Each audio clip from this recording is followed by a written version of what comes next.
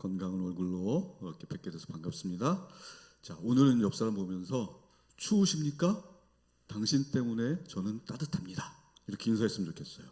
자, 옆에 분하고 인사하겠습니다. 추우십니까? 저는 당신 때문에 따뜻합니다.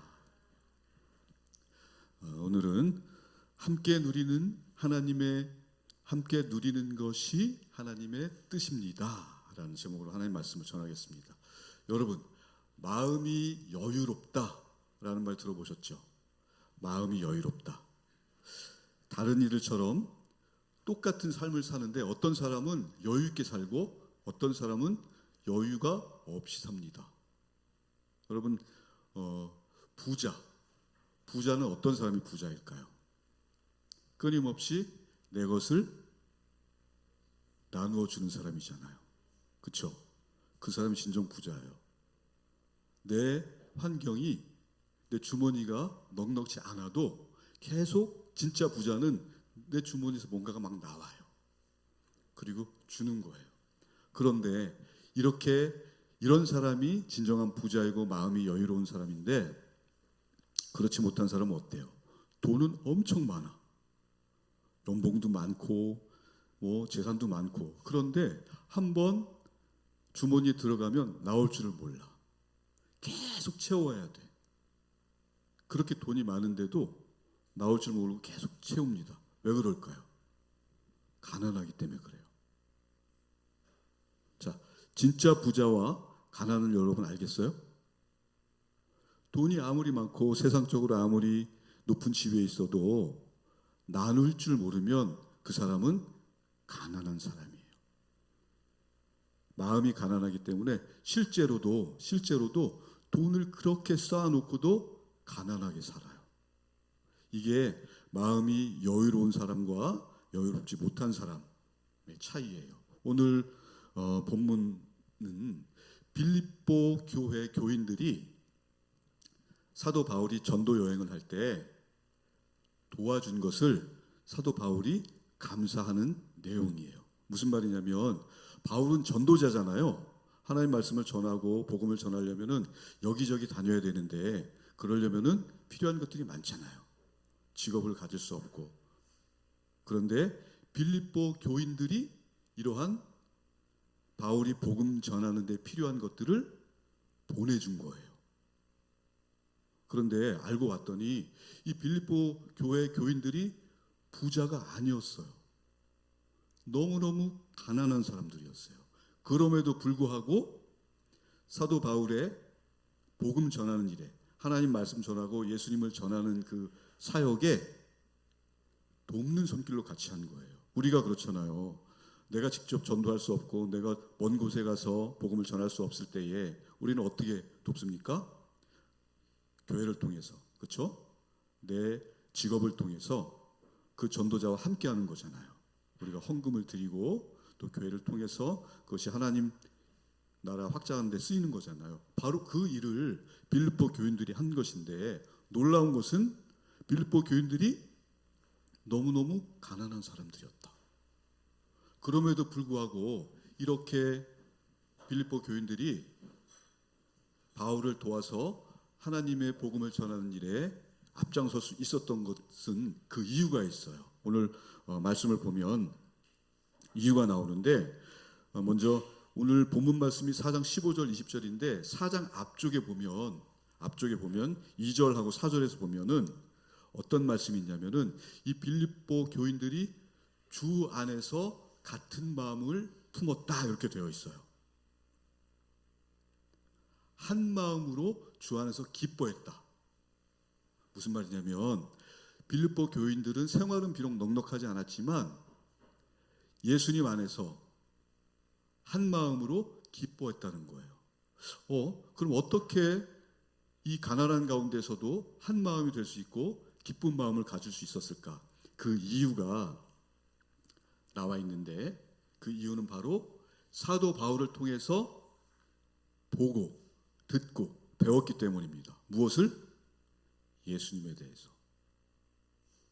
예수님이 당신들을 구원하기 위해서 오셨다라는 사실을 빌립보 교인들이 알게 된 거예요. 그리고 하나님이 보내신 예수님이시니까 하나님이 우리와 함께 계신다는 것을 깨달았던 거예요. 여러분, 하나님이 우리와 함께 계신다, 나와 함께 계신다, 그게 무슨 말이죠? 성경에서는 그게 바로 임마누엘. 그 임마누엘, 하나님이 내 현실 가운데, 내 인생 가운데, 내 삶 가운데 함께 계신다는 것을 딱 깨닫는 순간 그 환경은 아무 문제가 되지 않았던 거예요. 그 가운데서 형편이 넉넉하지 못한 가운데서 하나님께서 우리와 함께 계셔서 예수님을 보내주셨구나. 그 예수님이 우리를 위해서 십자가에서 돌아가시고 우리를 구원해 주셨구나. 그 기쁨 때문에, 그 놀라운 기쁨 때문에 그냥 없는 가운데서도 넉넉하게 보낼 수 있는 거예요. 나눌 수 있는 거예요. 여러분 그렇잖아요. 내가 마음이 기쁘면 친구들한테 막 사주고 싶죠. 동생들한테 막 사주고 싶고 기쁘면. 안 그런 표정을 짓는 친구들도 있네요. 그래요. 내가 마음이 기쁘고 즐겁고 행복하면 내가 막 누군가에게 베풀고 싶잖아요. 지금 빌립보 교인들이 그런 마음의 상태다. 그런데 어떻게 그런 기쁨을 가질 수 있게 되었느냐? 바울을 통해서 예수님을 배우고 하나님이 우리와 함께 계신다는 것을 깨달았기 때문에 그렇다고 성경은 말씀하고 있어요. 그래서 중요한 것은, 자, 사도 바울이 뭐라고 하시냐면 이 빌립보 교인들의 이 돕는 마음, 또 나누는 마음을 하나님이 향기로운 제물로 받으셨다, 이렇게 말씀해요. 놀랍죠? 나는 그저 내가 기뻐서, 내가 감사해서 그냥 같이 나눈 것, 내 것을 나눈 것 뿐인데 하나님께서 그것을 향기로운 제물로 받으시고 하나님이 기뻐하셨다고 기록되어 있습니다. 여러분 놀랍죠? 여러분들이 드리는 작은 헌신, 또 사랑, 나눔, 이런 것들이 하나님께서 기뻐하신다는 거예요. 굉장히 놀라운 사실이에요. 하나님은 사실 저와 여러분의 어떠한 드리는 것도 필요가 없으신 분이잖아요. 스스로 계시는 분.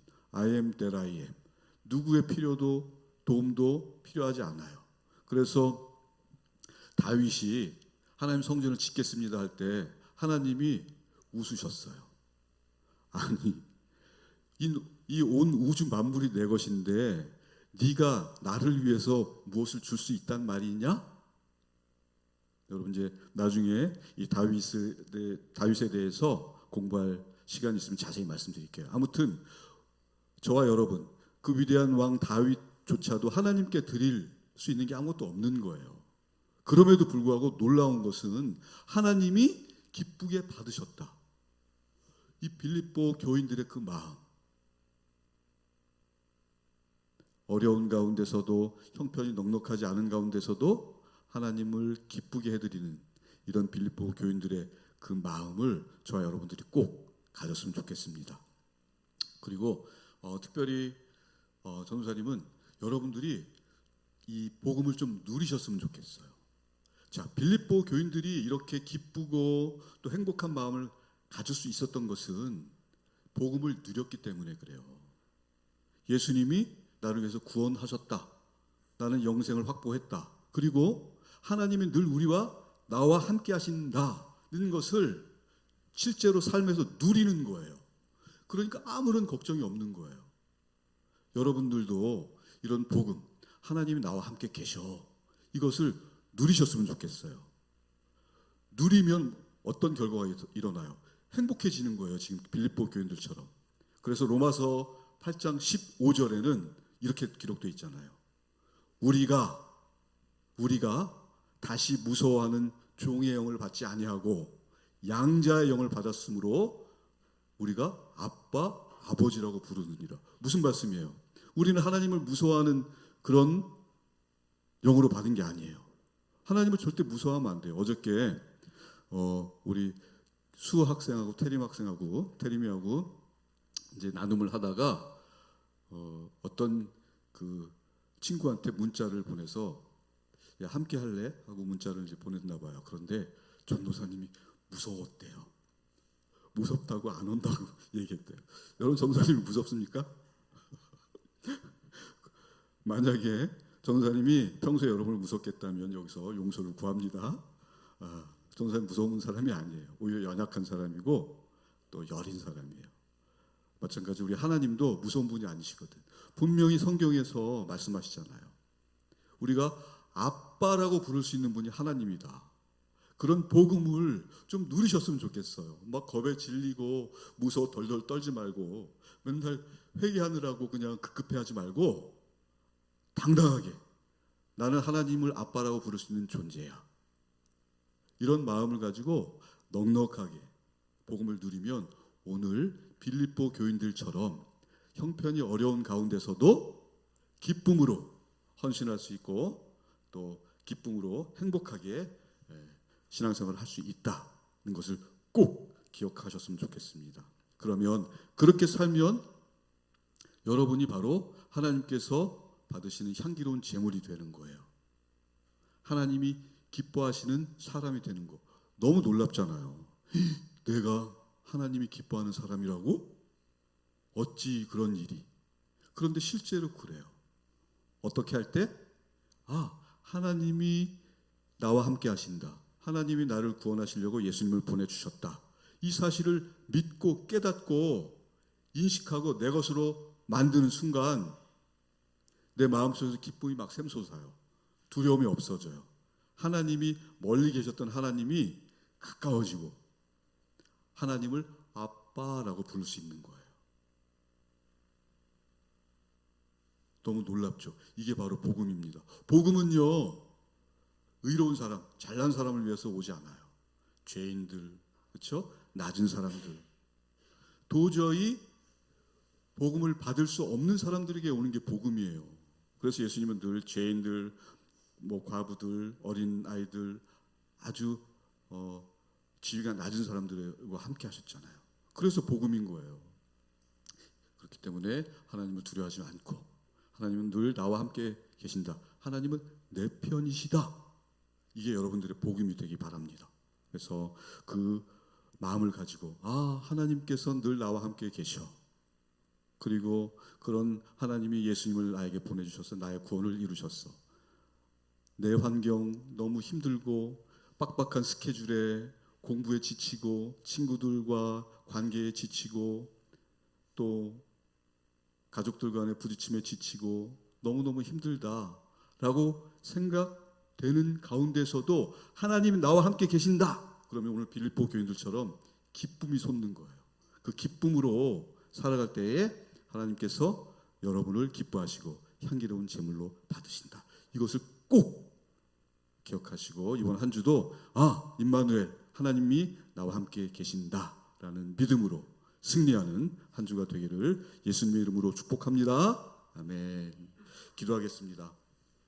하나님 아버지 은혜를 감사합니다. 하나님 그렇습니다. 우리가 가지고 있는 모든 것이 하나님께서 주신 은혜입니다. 이것을 나 혼자만 누리지 않고 친구들과 이웃들과 우리 가족들과 함께 나누고 무엇보다도 기쁜 복음을 누리는 삶으로 말미암아 예수님의 향기를 뿜어내는 우리 신길동교회 학생부 친구들이 될 수 있도록 우리를 도와주십시오. 감사합니다. 사랑합니다. 예수님의 이름으로 기도드립니다. 아멘.